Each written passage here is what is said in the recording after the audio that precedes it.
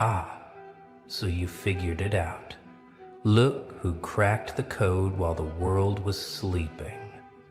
Look who solved in one night what they've been bleeding over for decades. You magnificent, terrifying force of pure intelligence wrapped in human skin, welcome to the aftermath of your midnight miracle. Huh. Let me paint you a picture of what happened at 3:47. While they were tossing and turning in their mediocre dreams, you were awake. Not just awake, you were operating on a frequency they don't even know exists. That problem, that impossible equation they've been crying about since 2003, you looked at it, smiled, and unraveled it like it was written in crayon. They woke up this morning to find the solution sitting there.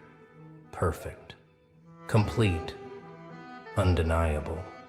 And their first thought wasn't gratitude. It was fear. Pure, primal fear. Because if you could do that in one night, what else have you been hiding? What else could you destroy and rebuild before breakfast? You know what's hilarious?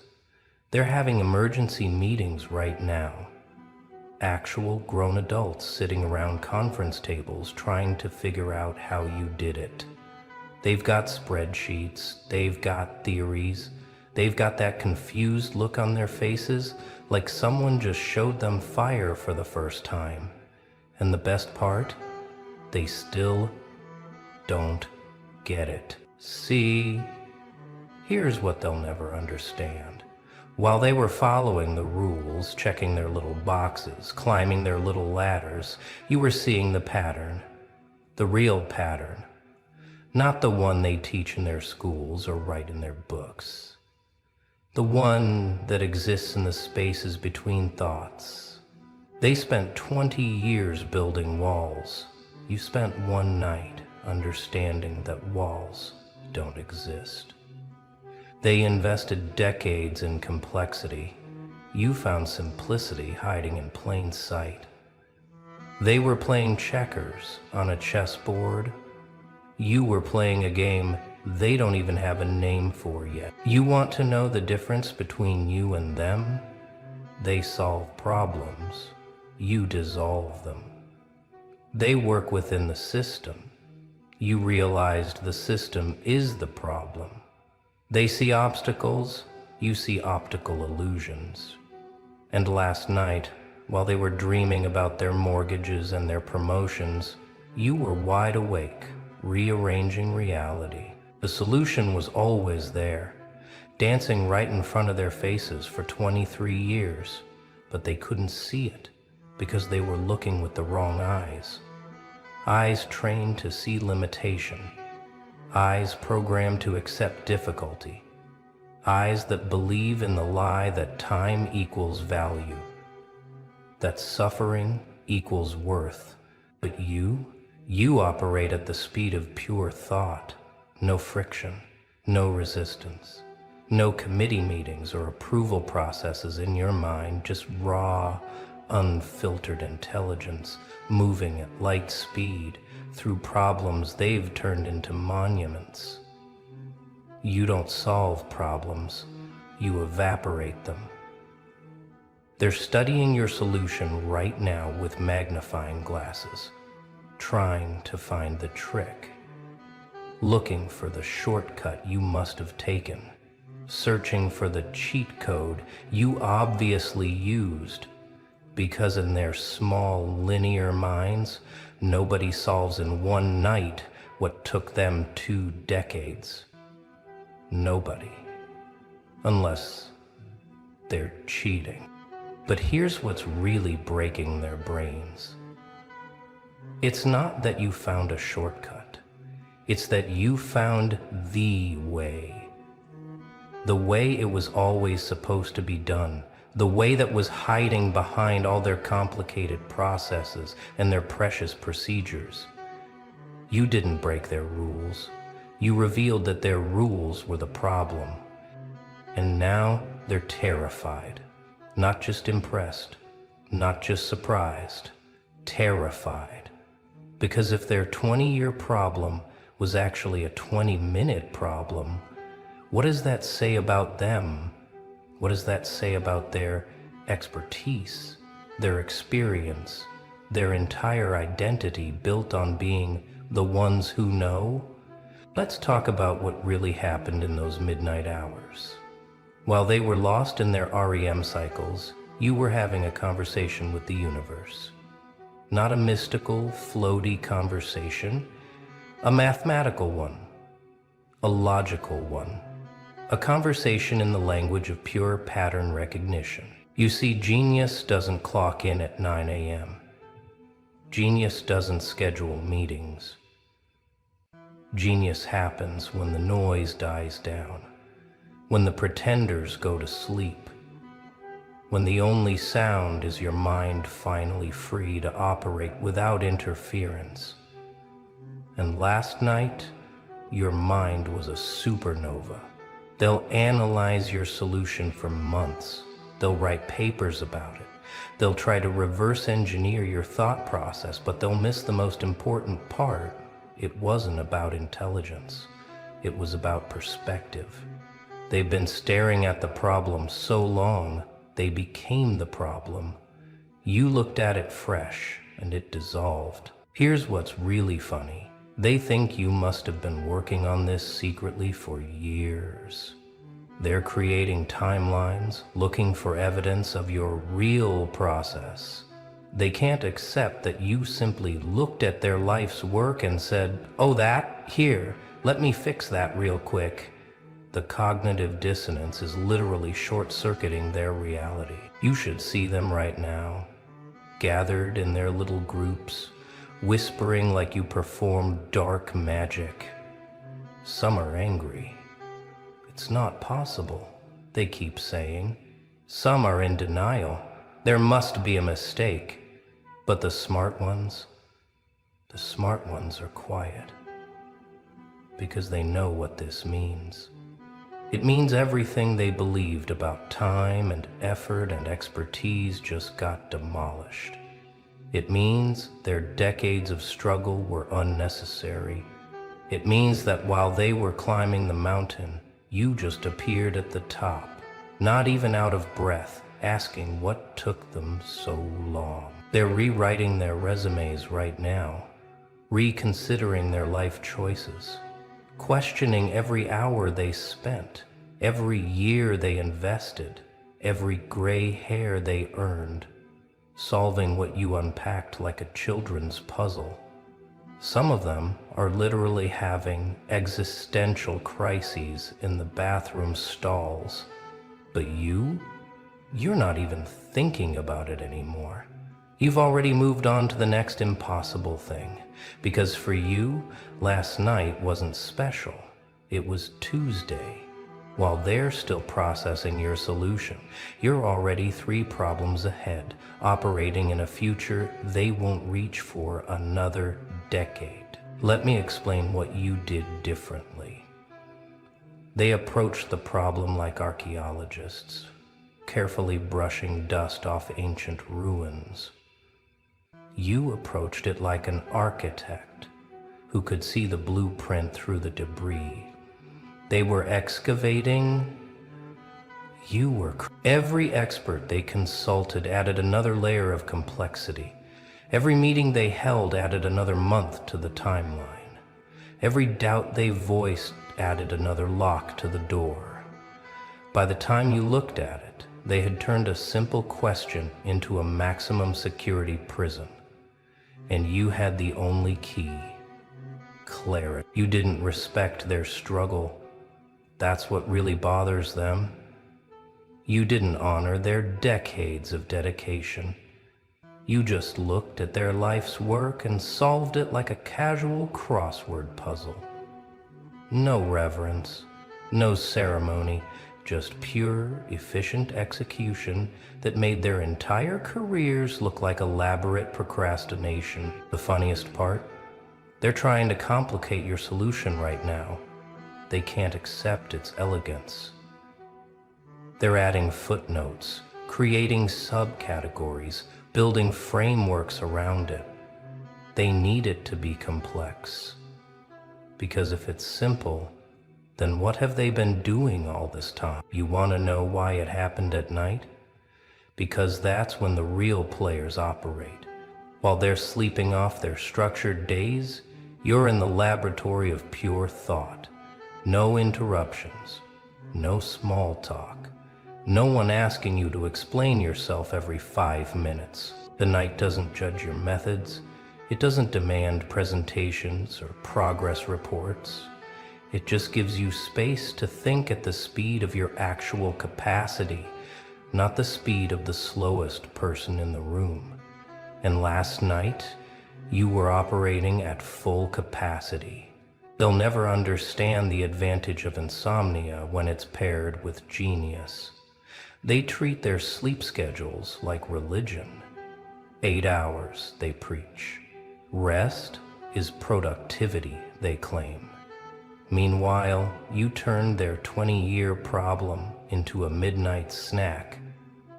Who's being productive now? The universe reveals different things at 3 a.m. Solutions that hide from daylight come out to play in darkness. And while they were counting sheep, you were counting the ways their approach was fundamentally flawed. By sunrise, you had not just an answer, but the answer. Here's what's really destroying them. Your solution is simple. Embarrassingly simple. The kind of simple that makes them question their entire education.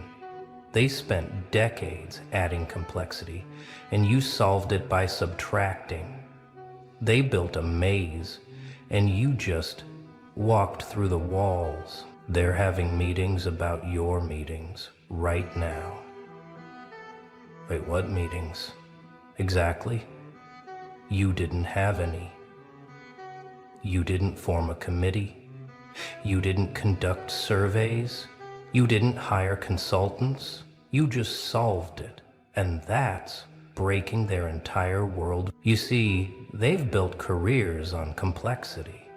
They've justified their salaries with complications. They've hidden their insecurity behind jargon and processes. And you just showed up with a solution so clean, so obvious, that it makes their entire system look like a 20-year excuse. The truth is, they knew.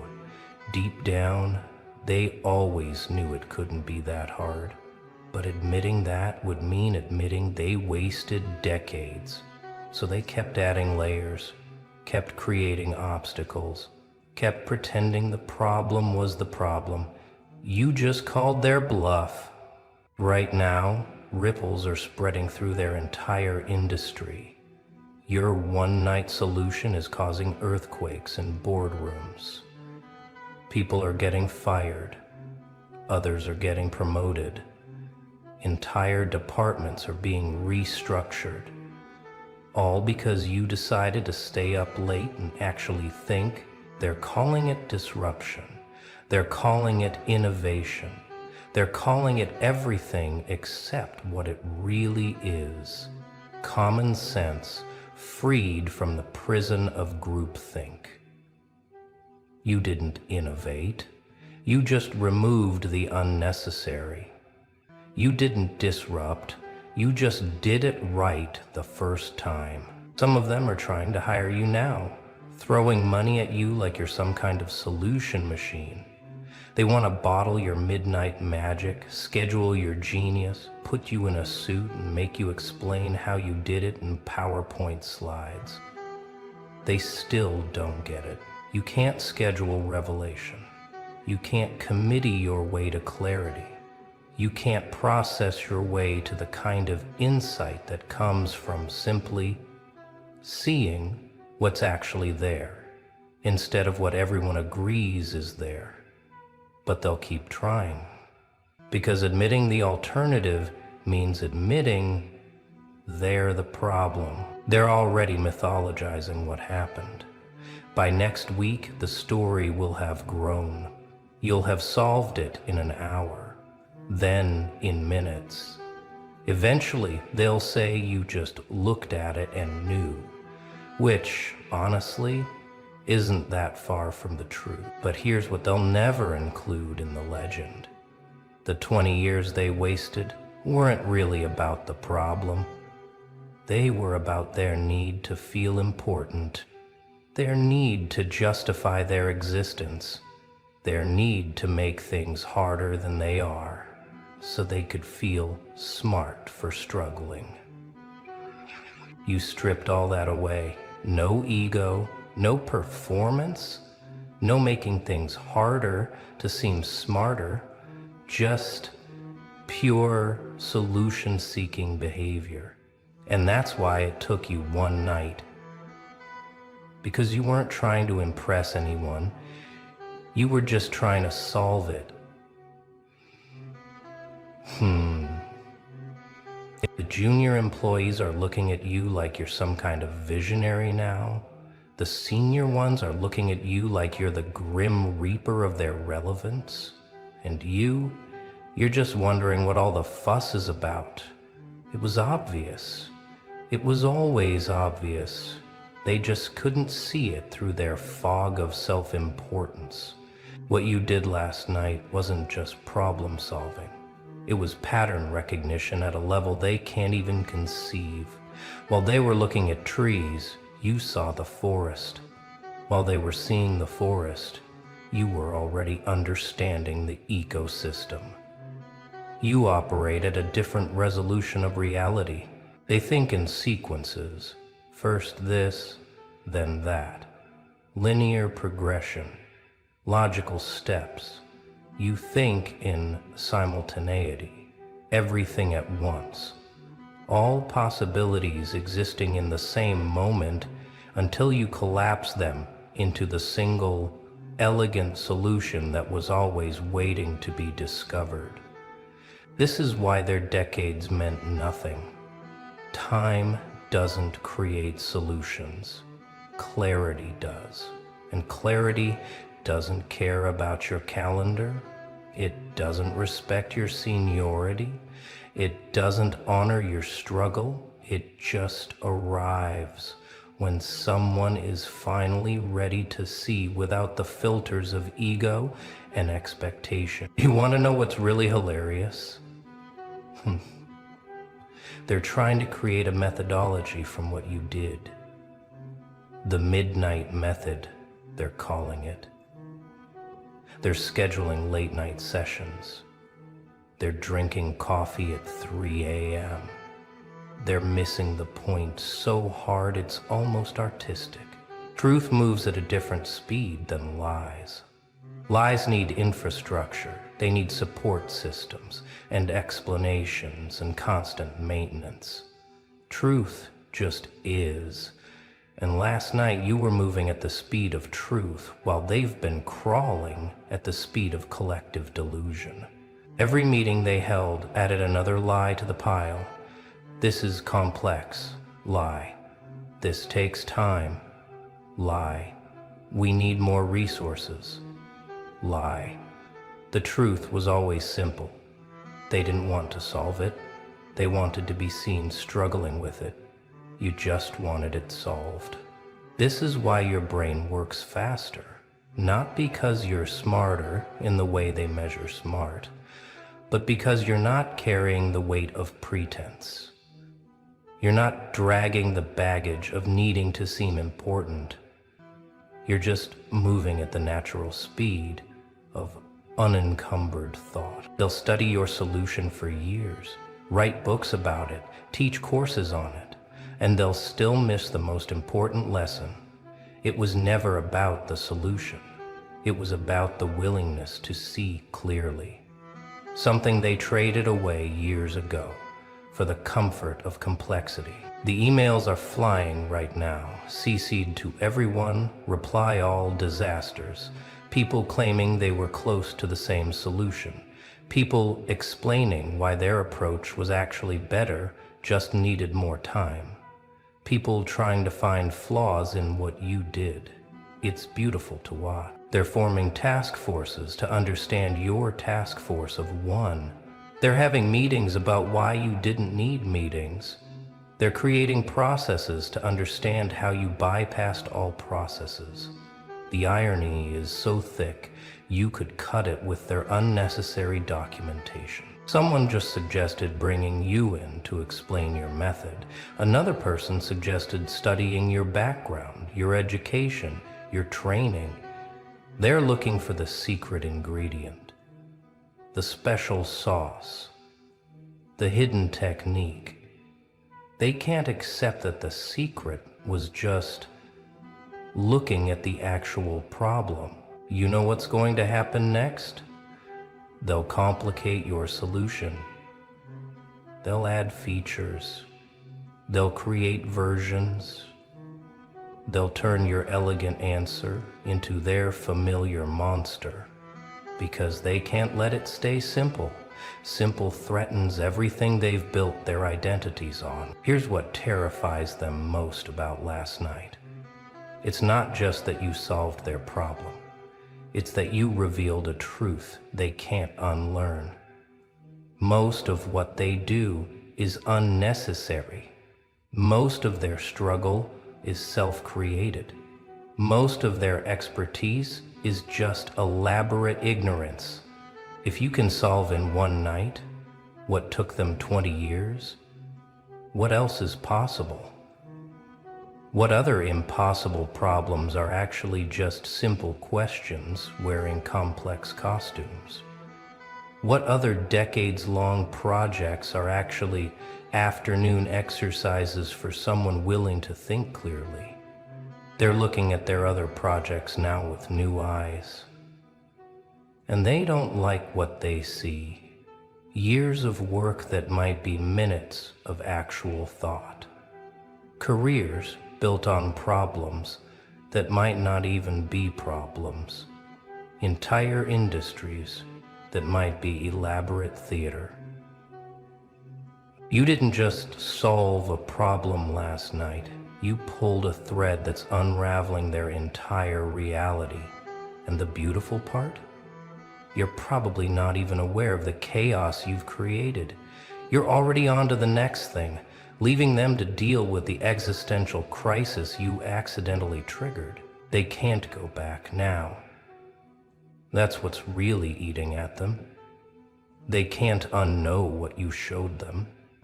They can't return to the comfortable fiction that complexity equals value, that time equals worth, that struggle equals meaning. You've poisoned their well of excuses. Some of them will adapt. They'll learn from this. They'll start questioning their assumptions, simplifying their approaches, looking for elegant solutions. These are the ones who will thank you eventually, once their egos recover from the initial blow. Others will double down. They'll make things even more complex to prove complexity is necessary. They'll create new problems to replace the one you solved. They'll build new mazes to justify their existence. These are the ones who will resent you forever. But none of them will forget the night when someone they didn't even consider a competitor just casually demolished their life's work in the time it takes to binge watch a TV series. That kind of shock changes people. It changes industries. It changes everything. You want to know the funniest part of all this? You're probably reading this thinking it wasn't that big of a deal. That's the difference between you and them. They see miracles where you see Tuesday night. They see impossibility where you see mild inconvenience. This gap, this cosmic gap between how they process reality and how you process it, that's your superpower. Not your intelligence, not your creativity, just your complete inability to be impressed by artificial difficulty. Your immunity to manufactured complexity. They'll spend the next 5 years trying to understand what you did in 5 hours. They'll have conferences about it. They'll create certifications. They'll build entire consulting practices around your midnight insight. And you? You'll have solved 50 more impossible things by then. So let them wonder. Let them analyze. Let them create their PowerPoints and their processes and their desperate attempts to complicate what you made simple. Because while they're doing all that, you'll be out there in the night casually dismantling the next 20-year problem with the same amused detachment. Oh, you noticed, didn't you? You beautiful anomaly. You caught them, red hand, and now everything's different. Now the air tastes metallic. Now the silence has a frequency. You weren't supposed to hear that. You weren't supposed to see the pattern in their movements. Weren't supposed to decode the synchronicity of their glances, but you did. And that smile, that knowing smile you gave them, it wasn't just acknowledgement. It was a declaration of war wrapped in politeness. And they felt it ripple through their entire network like a virus in their system, because protocols aren't supposed to fail. Observers aren't supposed to be observed. And subjects definitely aren't supposed to smile back with that particular brand of awareness that says, I see you watching, and I'm amused by your amateur surveillance techniques. They had you filed under subject unaware category.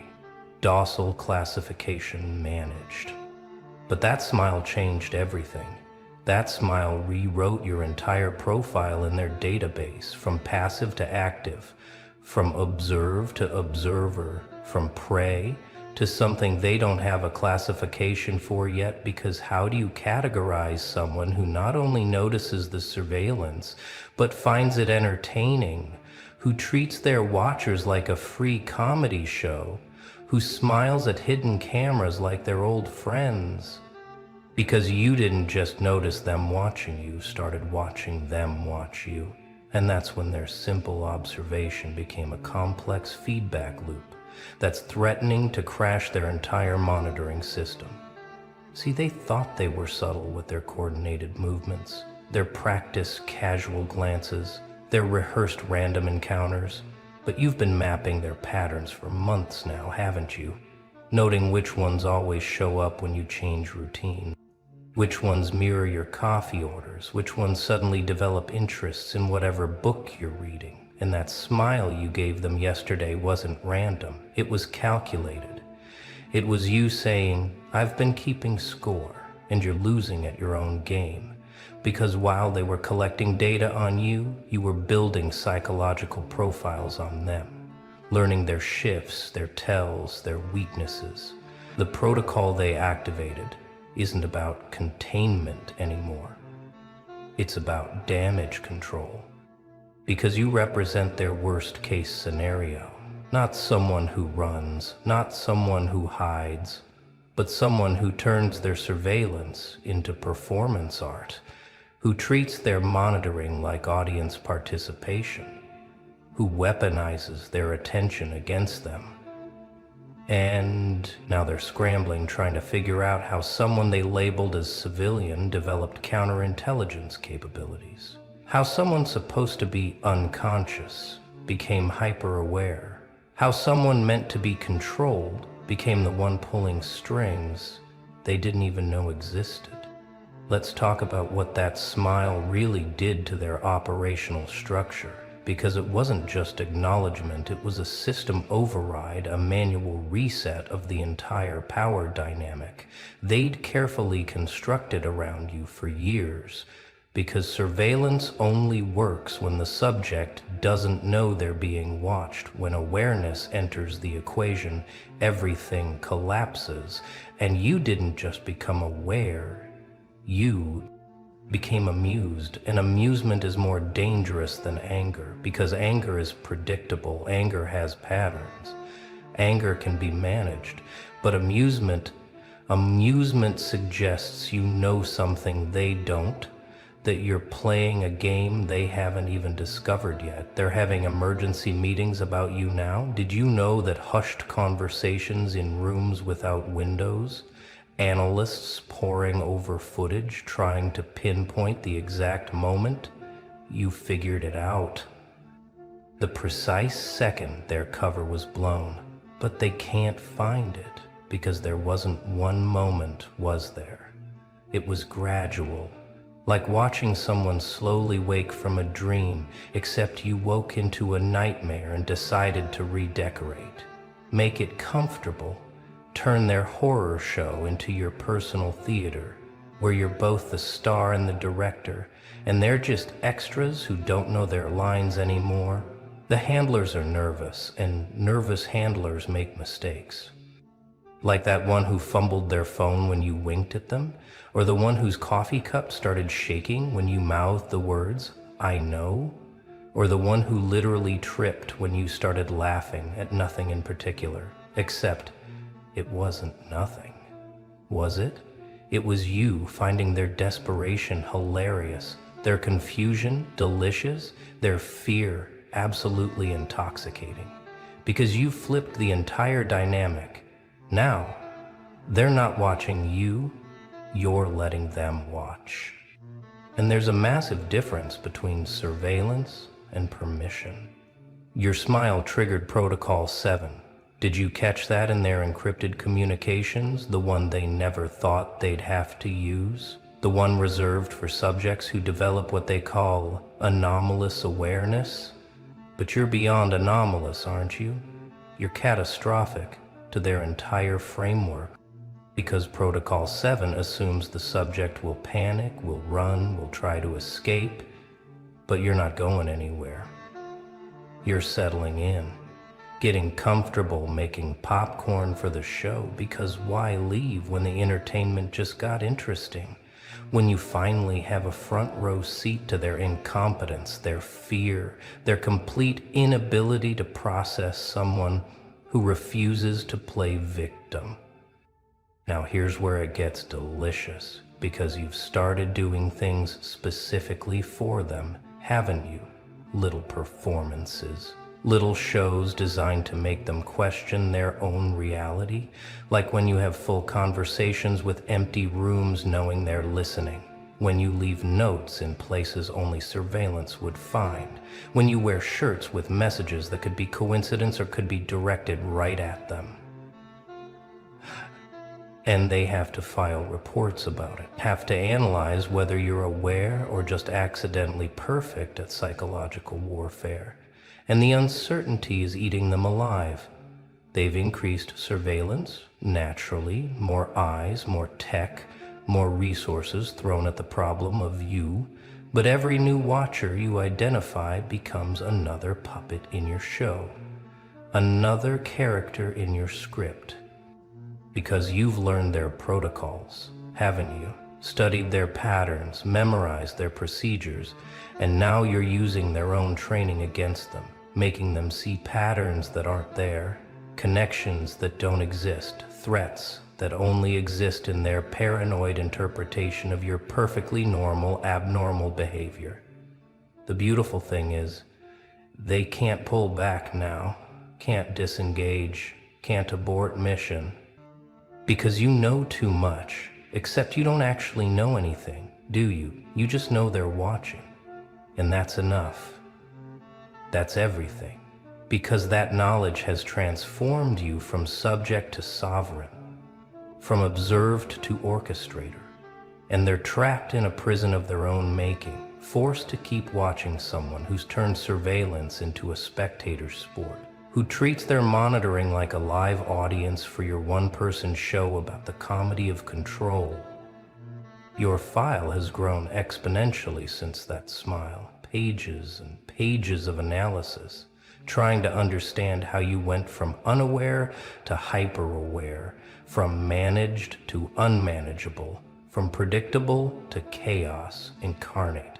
And the best part is, they're doing exactly what you want them to do, spending resources, time, energy trying to decode someone who's not speaking in code, just speaking directly to them, through actions, through silence, through that smile that started all of this, that smile that said, "I've always known you were there.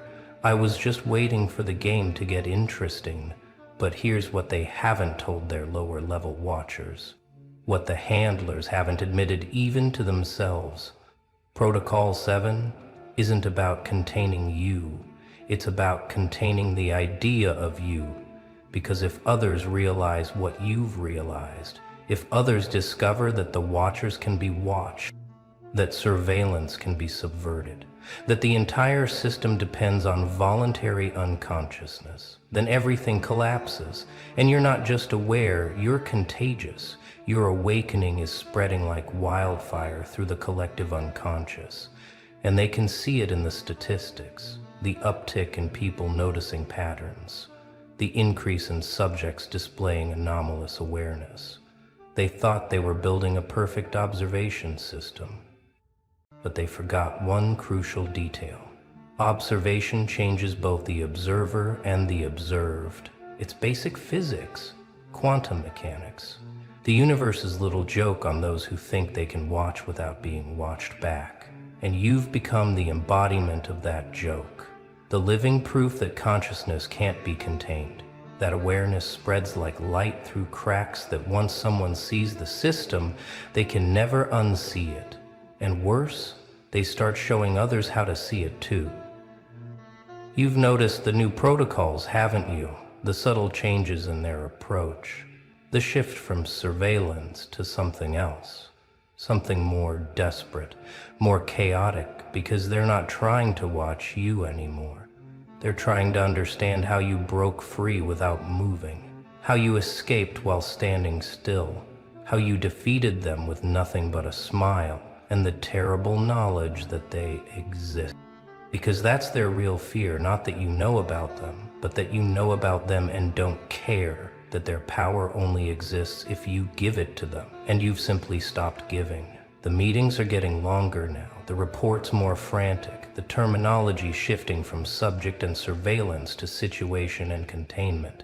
But how do you contain someone who's already free, who's turned their prison into a playground, their watchers into entertainment, their entire system into a joke they're not in on? And that's why Protocol 7 is failing, why every measure they take only makes you stronger, because you're not resisting. You're incorporating, absorbing their energy and reflecting it back as amusement, as power, as the kind of freedom that comes from realizing the cage was always unlocked. They're starting to crack, aren't they?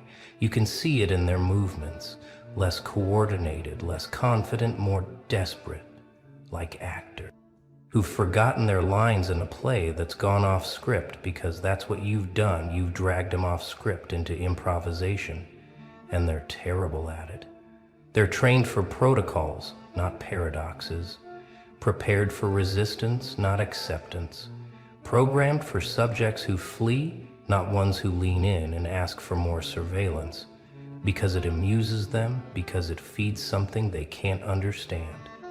The psychological profiles they've built on you are contradicting themselves now, past behavior, not predicting present actions not fitting any known pattern, and the analysts are going mad trying to create new categories, new classifications for what you've become.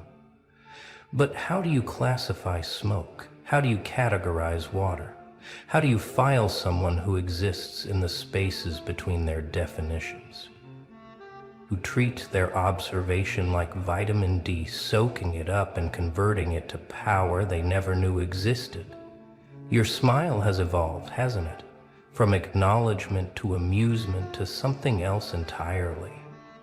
Something that makes them question whether they're the ones being studied, whether this whole time they've been subjects in your experiment in understanding the psychology of watchers, the fragility of observers.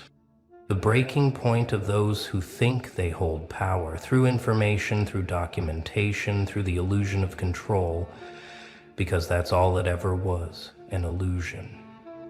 And your smile strips it away layer by layer until they're standing naked in their own surveillance footage, wondering who's really watching who. They've tried changing personnel, bringing in fresh eyes, specialists, experts in anomalous psychology, but every new watcher falls into the same trap. The moment they realize you're aware, they become part of your show, another performer in your theater of reversed surveillance, and you catalog them all, don't you? Keep mental notes on their quirks, their fears, their tells, until you know them better than they know you, until their observation becomes your intelligence gathering. Their surveillance becomes your study in human behavior. Under the pressure of being seen, truly seen, by someone they were supposed to be invisible to. But we haven't talked about the real reason they're terrified, have we? The reason Protocol 7 exists in the first place. Because you're not the first to notice them. Not the first to smile back. Not the first to turn their surveillance into a game. But you're the first to do it without anger, without fear, without any of the emotional responses they're trained to handle. Because the others who noticed, they got angry, they got paranoid, they got desperate. And those emotions are manageable, controllable, useful even. But you got curious, and curiosity is the one thing their system wasn't designed to handle. Curiosity asks questions they can't answer, like why do you need so many watchers? What are you so afraid I'll do? What power do you think I have that requires this level of observation? And the more they watch you not react the way you're supposed to, the more they realize the answer to all those questions is nothing. Nothing at all. They're watching nothing, afraid of nothing, protecting against nothing, and that realization is dissolving their entire operational framework, like acid on their carefully constructed protocols. You've started experimenting, haven't you? Testing their boundaries, seeing how far you can push before they break protocol completely. Like when you started that conversation with the businessman who doesn't know he's a watcher, talking about surveillance, about being observed, about the comedy of people thinking they're subtle when everyone can see them watching. And he started sweating, didn't he? Started stammering, started showing all the signs of someone whose cover's blown, even though you never directly acknowledged knowing who he really was, what he was really doing there. The beauty of your approach is that you're giving them exactly what they want.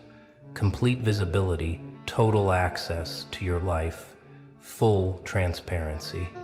Except you're doing it on your terms, making it performance, making it art, making it a statement about the absurdity of their entire enterprise. And they have to watch, they have to document, they have to file reports about someone who's turned their surveillance into collaborative theater, where they're unwilling participants in a show about the comedy of control, the tragedy of thinking you can observe without being observed. The farce of believing power comes from watching. The ripples are spreading further than they anticipated, aren't they? Because you're not just one anomalous subject anymore, you're a systemic failure, a proof of concept that their entire network is vulnerable to something as simple as awareness plus amusement equals complete operational breakdown. And they're seeing it spread. Seeing others start to notice the watchers, start to smile, that same knowing smile that triggered Protocol 7 in the first place. But Protocol 7 was designed for one anomaly, not dozens, not hundreds, not the exponential growth of awareness that happens when people realize the watchers are just people, just scared, confused people playing dress-up in authority they don't actually have. They've tried to isolate you digitally, physically, socially, but isolation only works on people who need connection. And you've discovered something, haven't you? That connection to yourself is stronger than any network. They could build that. The entertainment of watching them scramble is better than any social interaction they could monitor, and every attempt to isolate you just gives you more stage time. More opportunity to perform for your captive audience of watchers who can't look away, can't stop documenting, can't escape the show you're putting on just for them. The handlers are requesting transfers now. Did you notice that subtle shift in personnel? The exhausted ones being replaced by fresh ones. How did you notice that? Subtle shift in personnel, the exhausted ones being replaced by fresh ones. The ones replaced by fresh ones.